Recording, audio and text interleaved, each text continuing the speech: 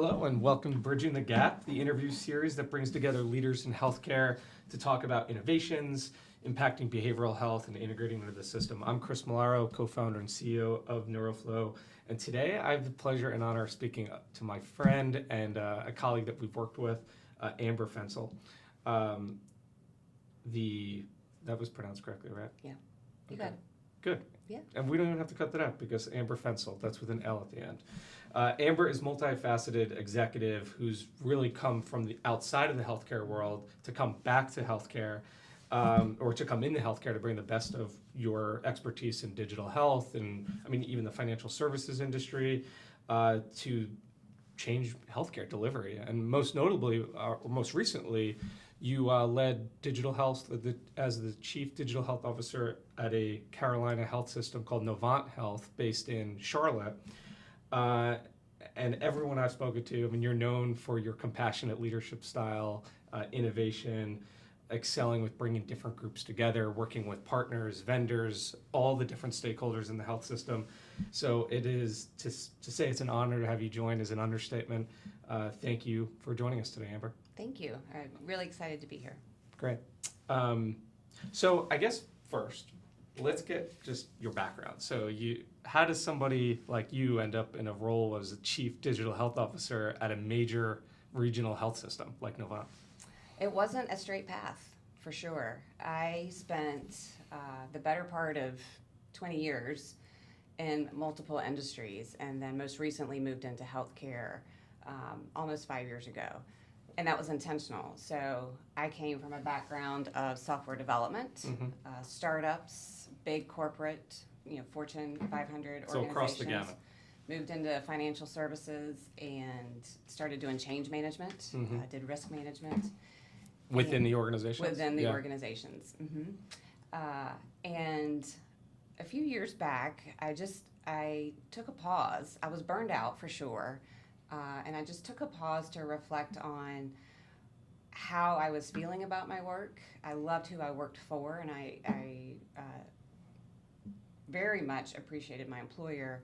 But from a heart standpoint and a cup being full, I wasn't being fulfilled. Right. And so I took a 9-month sabbatical. Wow. I had a wonderful husband who afforded me that opportunity and really researched where was compassion in the workplace and where could I put my fingerprint on something that would make a difference.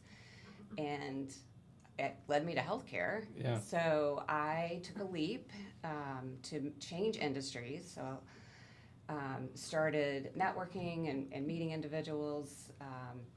And here's just a little life lesson. I had to take a humble step back in my career progress. I had reached very high ranks at my former employer, and when I moved into healthcare, I had to take a few steps back down the ladder to make the move. But very quickly, you wanted to be a part of healthcare. I wanted to be a part of healthcare, so it was worth it to me to make that step down. But within 9 months, they had recognized what I brought to the table at Novant Health, and I was, very quickly put back into large leadership roles. First, I was leading consumer product development on the web-facing products. What for the system. Like, what would that be? If Like chatbots. Okay. Chatbots, physician search, so finding a physician. Getting an appointment set up. Correct. Or whatever. Okay. Yeah, things like that. Live chat. Yeah. Either you can have conversational AI chatbots, you can have live chat agents. So all cool. of those, right? And then in that role, I partnered very closely with the digital health team, and there was a need that came open for leading the digital health team, and then that's when I moved into the role of digital health officer, Wow. chief digital health officer for the system. So maybe I'm making a bad assumption here, so tell me if I'm off base. But financial services industry, you were still in technology and so forth. My intuition is that there's probably a lot of overlap from like maybe a regulatory standpoint, or there's like healthcare is different, but you have to deal with red tape in the financial industry as well. Like securities paramount, just like healthcare. Is that did anything transfer over? Like Absolutely. I mean, that's just it. It wasn't a straight path, but when I looked back on the path that I did take, Right. the software development, the process change management, understanding how to work with regulators, work with compliance, ensure that the things that we're designing, the things that you actually build, the things that you actually implement and you monitor, Right. all of those things, continue to work within the guardrails of whatever legislation and regulation you have to follow for your industry. All that stays true. Right. One was in financial services. This one is in healthcare. So those skills were so transferable. Right. I will always be learning in the healthcare space because I didn't grow up in it, and it is a very different animal. Yeah. But the beauty, too, is bringing in folks that didn't grow up in it because we think different. Right. I don't have a problem challenging the status quo and asking questions to learn more. Right. And somewhere in the middle is going to be the right answer, but the way we always did it likely isn't the right answer. Yeah. And, the most bleeding edge idea is likely not the answer.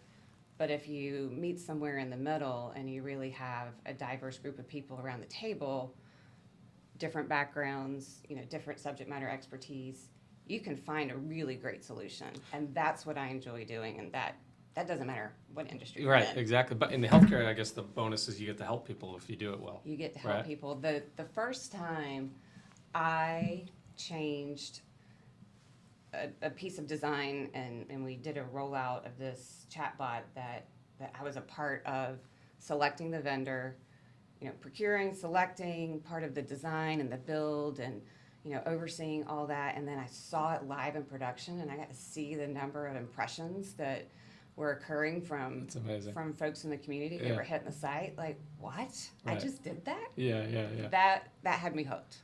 So I love healthcare. I want to stay in healthcare. I want to find ways to make a difference in healthcare because it is a really challenging environment. It's a tough industry.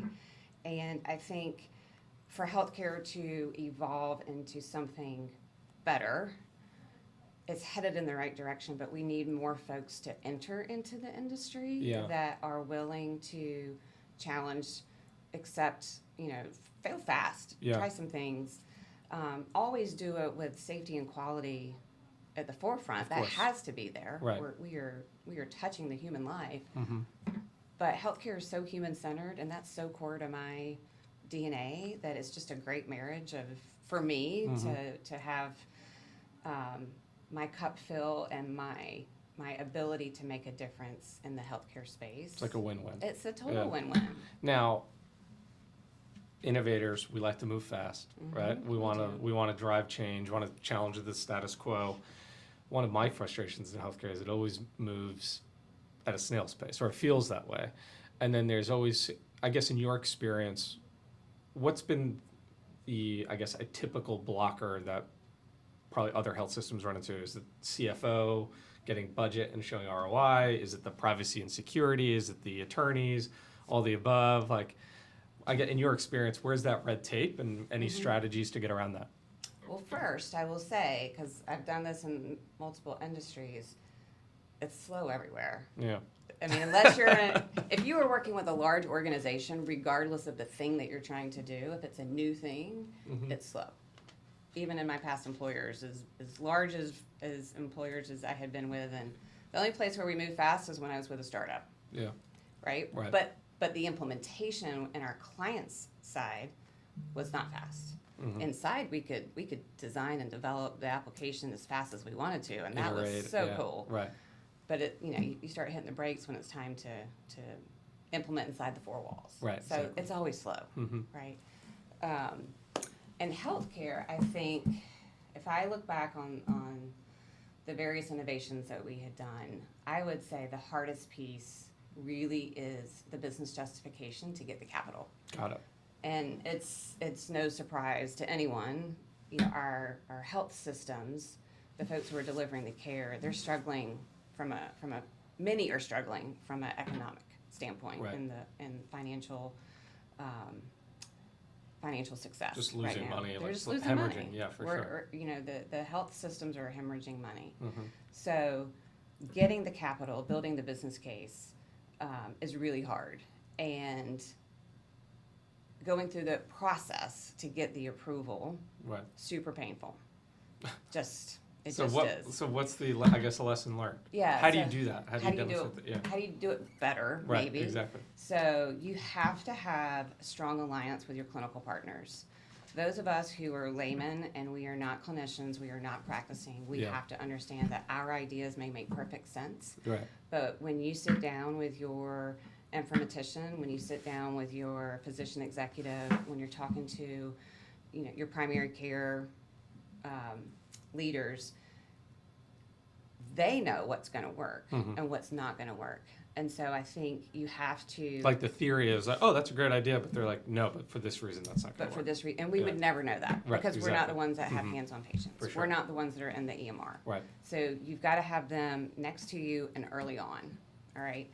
And they will help identify where the quality will be positively impacted, Right. where there's an efficiency gain.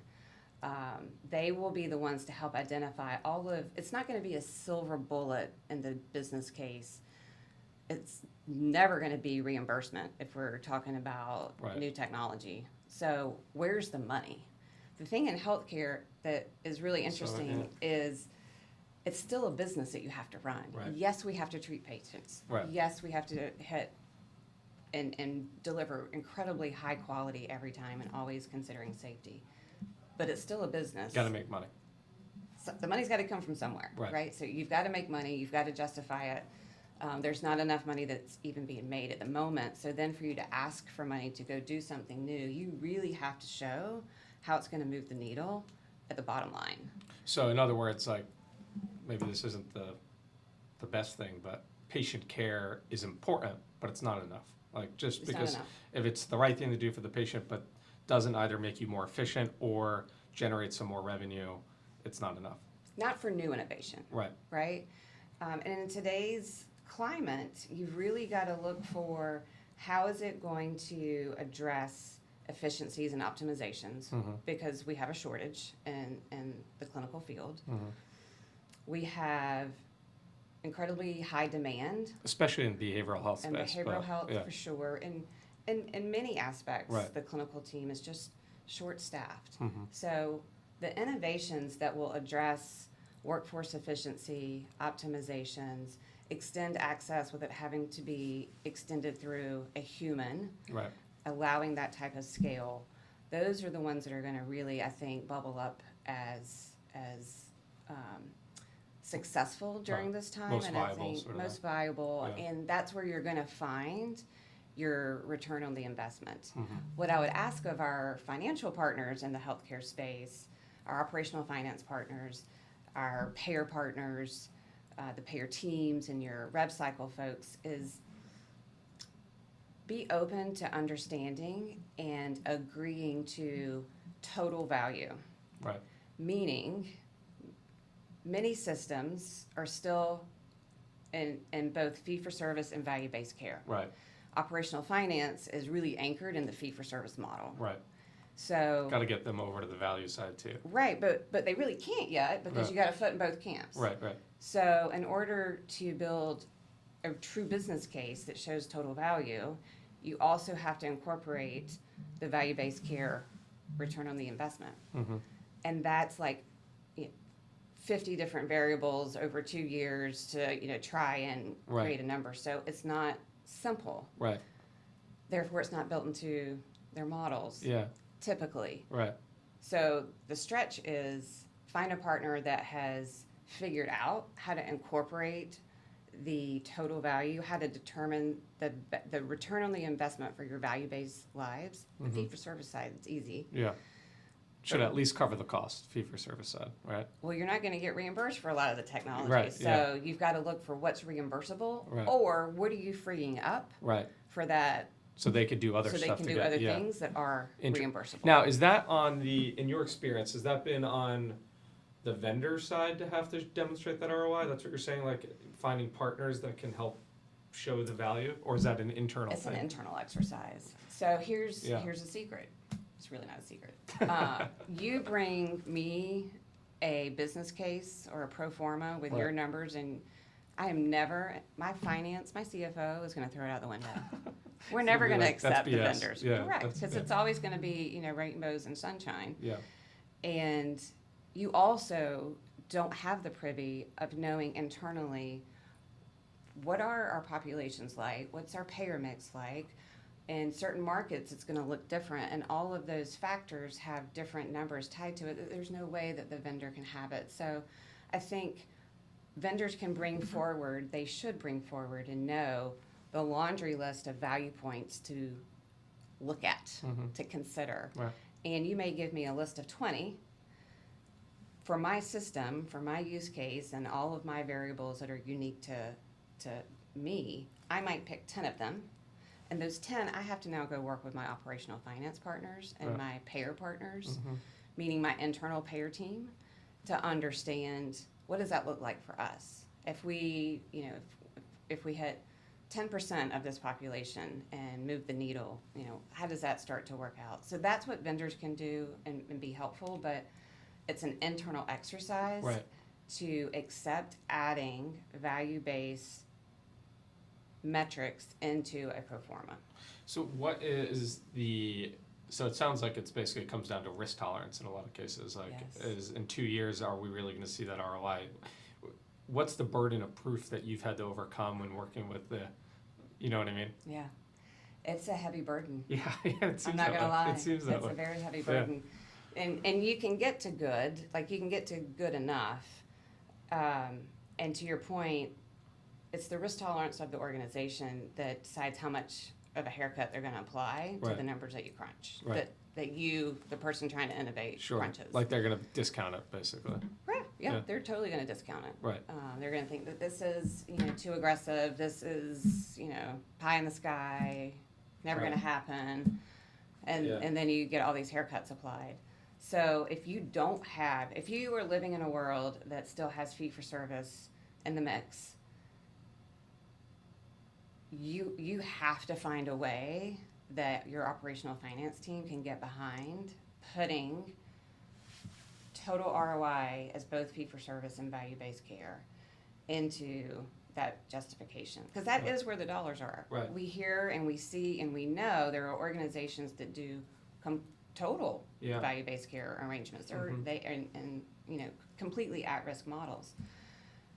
In those arrangements and those types of organizations, we know that they have found the value in value-based care, and we know that that's where we need to But get moving to. it's the innovator's dilemma. It's the innovator's dilemma, And until we're all in that same model, it will be a point of consternation. Look, maybe let's talk a little bit about, so not about the vendor stuff right now, but the how, if at all, have you worked with payers? I mean, North Carolina, for example, is really moving the needle in terms of being a very friendly state to integrate behavioral health. From a Medicaid perspective, Blue Shield, Blue Cross North Carolina. When you were at Novant in your role, did you at all collaborate with? I mean, historically, the payer providers have had a tension, but I think that's starting to come together. Like, in your experience, has that been the case, or is there still that we're on opposite sides of the table? We're still on opposite sides of the table, it feels, from the seat that I sat. Right. However, when I talk to peers, when I am at speaking engagements at conferences, I hear other organizations that it sounds different. Right. So I think it really depends, and I always hate that answer. I believe that in the behavioral health space, we are headed in the right direction to get behind it, to economically get behind it. Right, make it help. sustainable, Make sort it of thing. sustainable. CMS is doing a lot in that space to help. Telehealth in general is debatable, right? Right. I had the great privilege this past spring to go on a roadshow with our chief medical officer at Novant, but then I was also with 2 other integrated health systems and AMGA. We were petitioning for parity on telehealth reimbursement. Really? So we want the same reimbursement if they came in brick and mortar. Correct, which we have a temporary because like the COVID stuff, right? Correct, yes. So after the PHE, they extended until the end of 24 for parity to give legislation long enough, time to do the research, understand it, propose a rule one way or the other, and then put the change in place. So we went on a roadshow meeting with CMS, meeting with our representatives, meeting with wow, MedPAC, like lobbying and stuff like that. Lobbying, Yeah. yes. We met with MedPAC, we met with OMB, and just explained to them that for your providers, they are seeing brick and mortar, and then they're popping in their office and they are providing a telehealth encounter. It could be asynchronous, right? We could be, doing it through the EMR. It might be a video visit. Right. It could be telephonic, which is becoming, less and less utilized and less popular. But all of those things occur, and it's the same provider that's also walking down the hall to see their 1 o'clock, Right. Appointment. Yeah. And the cost to deliver telehealth, whether it's with a vendor like NeuroFlow, whether it's just to provide a regular virtual visit that's video based, there's a technology cost associated Of with course, it yeah. that's new and different Yeah. to sustain it and to do it well, to do it safely, to do it privately, Securely, right? securely. 100%. You got new cyber expenses, you have technology expenses. So we explained that, Right. and we also explained through digital technologies, whether it's virtual encounters or it's the NeuroFlow platform that's offering behavioral health support to a patient in the community. The access is so much more. So critical. We had at Novant Health at the time, there was one virtual encounter for a Medicaid patient in 2019. One. And last year alone, for the system, it was 30,000 plus, if I remember correctly. That's great. And I mean, I may have that's- my numbers slightly yeah. off. It was exponential. Exponential, though, is Right. the point. Right. So, I mean, even 1 to 100 would be crazy, but They- 1 to... right. So those are their constituents that they're Right. trying to represent for. Right. We have to find a way to make these technologies available, because the folks that are living in rural America they're in deserts for healthcare. Right. They don't have easy access, but they have the same needs. Right, exactly. Right? They And maybe different, I mean, even more so in some cases, It right? could be. Social determinants aspect of That's things, right. right? That's right. So I think, getting CMS on board Right. for things like parity and reimbursement, which, by the way, the proposed rule is that it will be reimbursed at parity. The final legislation doesn't come until November, but once it goes out for Assuming comments. the government's open, right? Well, We'll there's see. that too. It's out for comments, which is Right. a really positive sign. Right, So right. how amazing would that be, That's a- right? yeah. To have that change. So those are the types of things that we need to have changed, and we need CMS to be the leaders, because the payers are going to follow suit. Right. For whatever reason, I would love to sit down with someone and really understand more of the why. But in the industry, the CMS is leading the charge, and then your payers will follow suit, and what that reimbursement is or isn't. The new codes being accepted, Right. and, what those amounts are can certainly vary by payer. The payers that are promoting the digital tools for access and experience will have the most success where they are partnered up with a provider. Because think of, how much do you trust your primary care physician? Oh, well, They right. know everything Yeah, about you, absolutely. right? Yeah. If they tell you, Chris, you really need to try this. I'm worried about your mental health. You need to try this app. Right. I'm They're- going to be much more inclined to do that. You're going to be inclined to do 100%. that. Right. If your insurance provider is telling you in your benefits booklet that you don't read, that you have this benefit of a digital tool, or maybe you're savvy enough that you've downloaded an app somewhere into their portal, or you've logged in, you might see it's an option. But the utilization and the uptick, The trust factor, too. The trust It's like, factor, what are like- you trying to do? What are you trying to get at? Yeah. that's right. Mhm. So the payers need the providers to help to drive that Yeah. adoption. Certainly providers need these types of tools to help serve their patients, Right. because they are so burned out. They Right. are so spread too thin. We don't have enough providers, and we still have the same demand. So one would think that these are going to intersect. I would like to see these intersect more for partnership to drive these types of technologies, what we are calling innovative Yeah. technologies. That really, I just think, is a new way of delivering healthcare. It's another channel. Right.